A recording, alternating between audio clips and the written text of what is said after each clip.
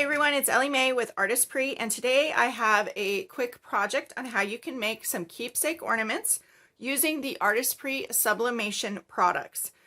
The Artesprix Sublimation products are awesome.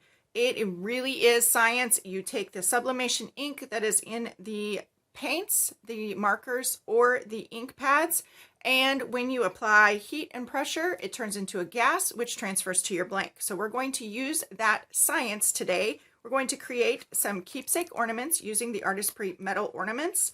They are a sublimation blank. We're going to be using the Artesprix sublimation markers. I'm going to use the Artesprix sublimation stamp ink along with the heat tape. And very, very important is the Artesprix siliconized paper. This is to protect your surface on your heat press or whatever heat source you're using. You want to be very, very careful and to protect that surface very well. Otherwise, the sublimation ink could transfer to your next project. Then we're also going to use just basic copy paper along with a pencil to trace around our template. Pencil does not transfer to your blank, so it is safe to use. And then a pair of scissors. I'm also going to be using the Artesprix heat pad.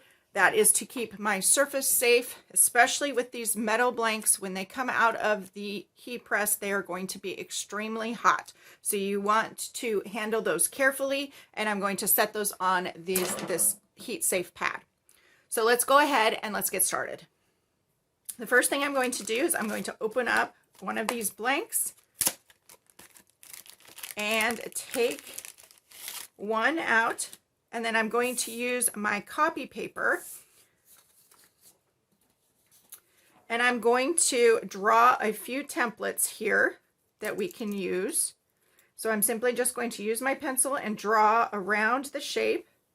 This is going to give us an idea of where our design can fit within. So I will quickly do this.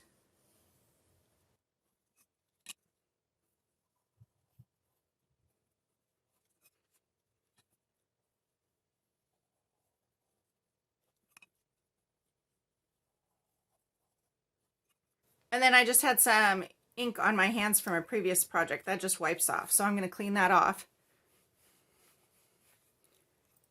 before I go to press.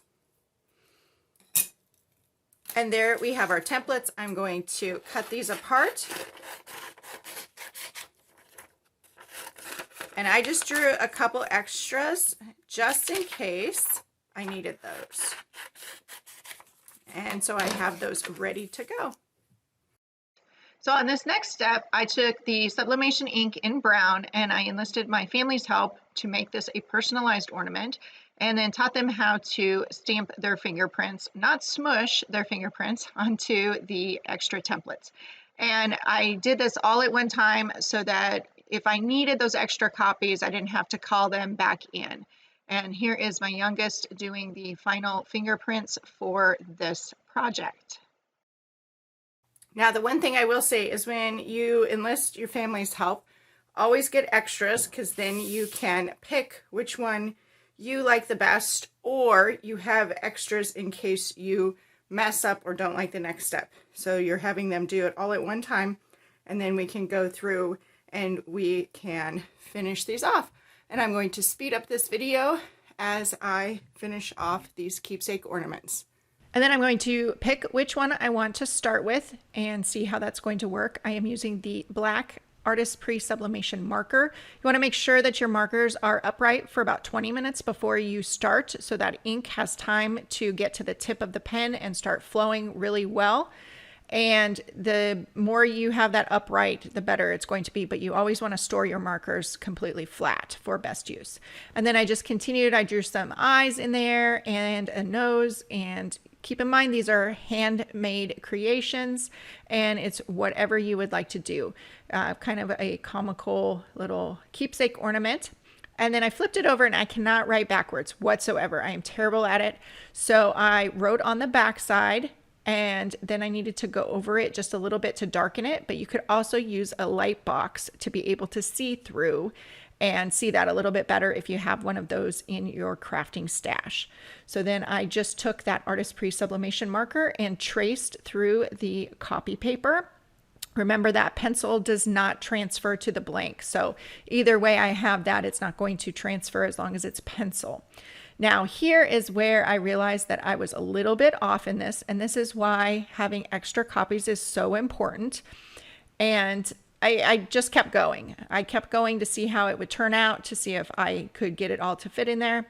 And then I wrote the date on the wrong side from where I wanted it. So again, everything is backwards. When you do things with sublimation, you want to have text mirrored. It's a good thing to have extra copies, because after I did this, I wasn't able, the way I did it, to put the full name on here. But because I have extras, I started thinking about how I could do this. I could either have them redo the whole thing, or I can take one of the other extras. I can take my ornament blank and I can reposition the template. Because pencil does not transfer to the sublimation blanks, it's going to be no problem. So I could erase this. Let's just erase the bottom part. It's not going to transfer on our blank, and it's just giving us an idea of where we have to design within. So this was my practice run. So now you kind of see what I'm doing. So I can position this and draw the template again to see how I like it. See if it's going to work.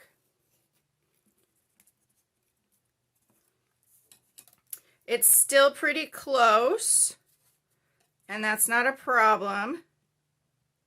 I will just move this over a little bit, and it's all going to depend on the names you're using. I guess I am glad that our names aren't too long, and just take practice. So you can see my handwriting here backwards, the way I did that with the trick to write on the back side.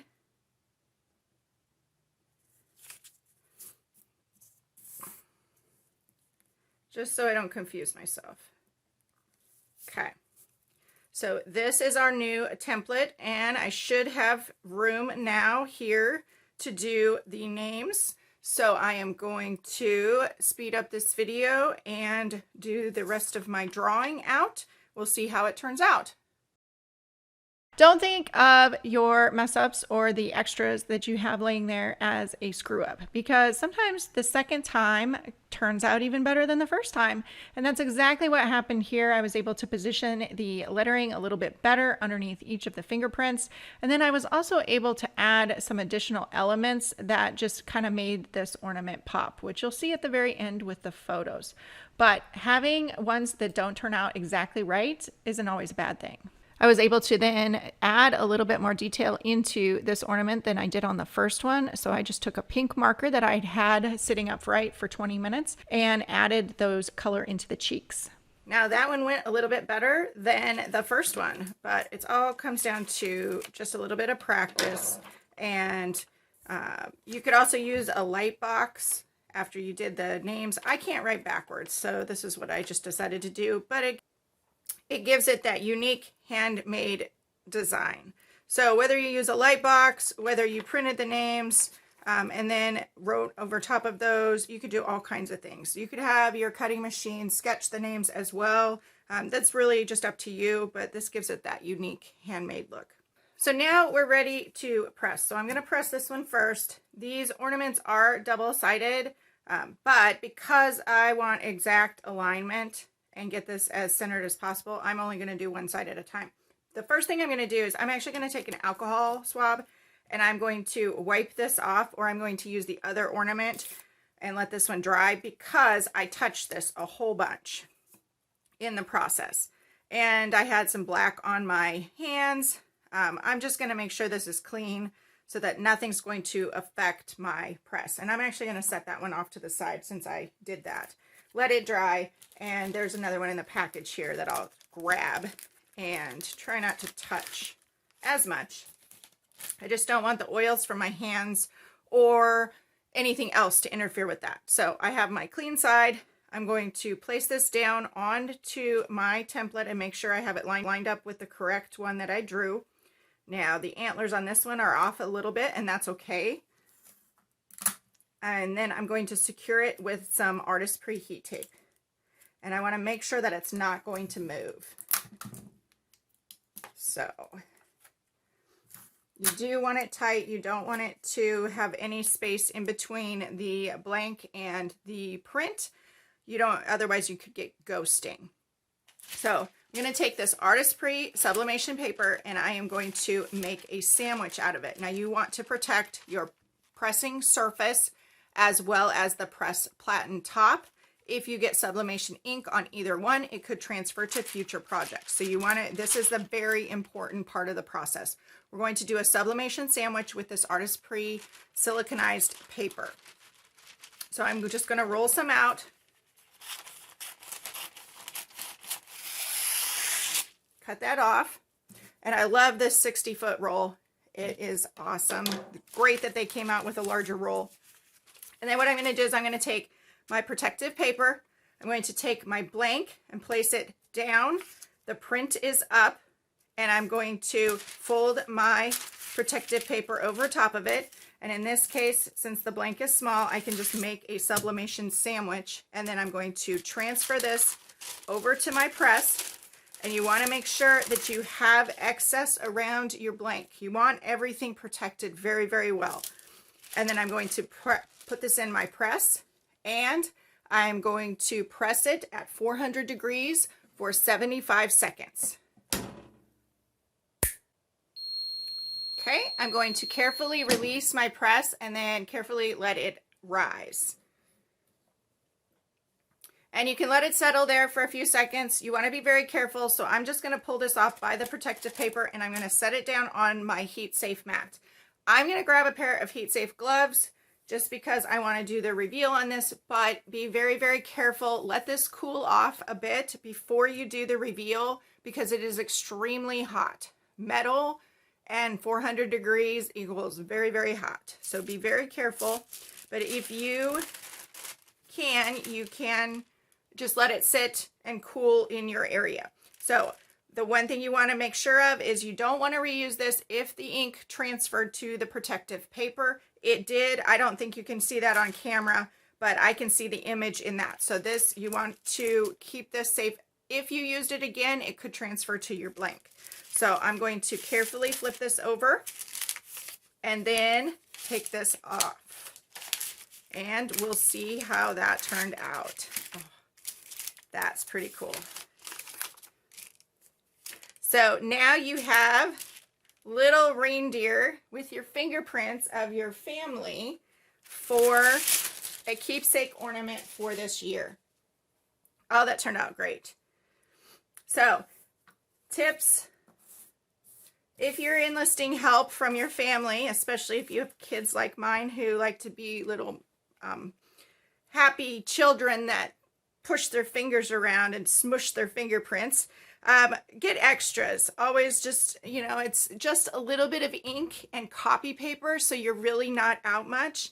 And it helped because I was able to, this one didn't work out, my own fault. I just didn't think ahead to plan that out, but it gave me a chance to practice as well. So I think this one turned out much better. And, you know, it's one of those things. Yeah, my kids didn't do exactly as I asked, but it's also something that I can remember asking them about, and they'll remember that when we look at the ornament on our tree or wherever we place it. So I do have one more project because once I get started, it's hard not to share, and I can't leave you with just one project. So I'm going to set this off to the side because it is hot. And I've already grabbed a template sheet. So once you're making your templates, if you're going to make a lot of ornaments, you might as well draw them all out at one time. And this one, I'm just going to simply do a sketch. And I'm going to share this. I am not an artist. I'm just going to sketch out some holly leaves because I saw this online and it's kind of an artistic look on it. You don't have to be perfect. So we're going to see how this turns out. The best part is you do not have to have any special abilities to do this. You use the pencil, see what you can create with it, whether you use a photo and try to recreate that, or just go simply from an image in your head. Pencil is not permanent, so you can sketch and resketch to your heart's content. If you don't like that, always use a new template. And then when you're ready to commit to that, you can go to the Artesprix markers. And you're still not committed because it's just a little bit of copy paper, and you could always redo it with those extra templates that you've drawn. Have fun and just see what you can create. Now, the whole point of this one was just an idea I saw on Pinterest where you're just drawing, you're sketching it out, and the great part about it is you can sketch out in pencil first since it doesn't transfer. And this is supposed to be kind of more artistic, so it doesn't have to have perfect lines. You take the black and you kind of just sketch out afterwards, and it looks like I forgot the center here. So it's not supposed to be perfect. It's not supposed to be perfect circles, perfect lines, outlining everything, color outside the lines.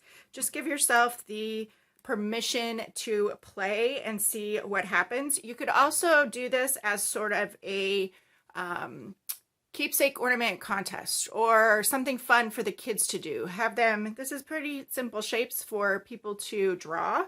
So you could have everybody draw their own ornament and see what happens. There's all kinds of things that you could do. So I'm simply going to take this.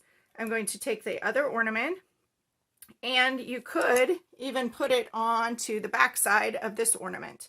Or you could use one of these and you could do a double-sided ornament with the other fingerprints as well. So either way, whatever you'd like to do, there's all kinds of ideas. You are the creator here. So I'm simply going to place this on here, use some heat tape, and I'm going to press this, and then we'll come back and take a look at the finished results. Now, I follow the exact same steps every single time to make sure to protect my press. So I've sped this up, and I'm just creating that sublimation sandwich with the protective paper and then the print on the very top. Time for the reveal. So I'm going to grab my heat safe gloves so I can do this reveal quickly. And I can tell there's ink there. It did come through, so be careful. Don't reuse your paper. And then, let's see. So there's a little peek. And you could choose to make those, ooh, that's hot. Make those darker or not. But there you can see my artistic little holly leaves and berries, and you know, and if you did not like your first drawing, you could just make several of them and pick which one's your favorite. Or I kind of like the idea of giving this to the kids and see what they do with it. So here's a look at the finished photos. Make sure to follow Artesprix on the Artesprix YouTube channel, as well as all the other socials. There are links in the description below for more information. Thanks for joining, and have some fun with your Artesprix sublimation products.